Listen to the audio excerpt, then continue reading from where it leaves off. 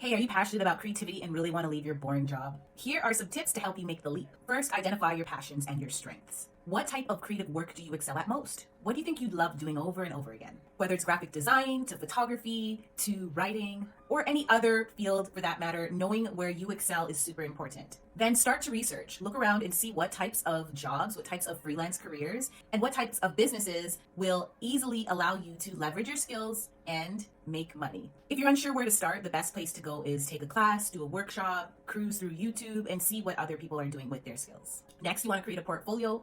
Your portfolio is going to be important for showing that you can get the job done in whatever path you choose. Network and collaborate with other creatives, let them know what you're up to, and start generating clients. I don't recommend quitting your job right away, but as you begin to get into a flow of getting clients, servicing clients, running a business, then take the leap. Personally, for me, it took about a year, I'd say maybe a year and a half, to spread my wings and totally quit my job. The awesome thing is that I've never looked back. So if you're stuck in a job that you don't like, then be creative. And if you are creative,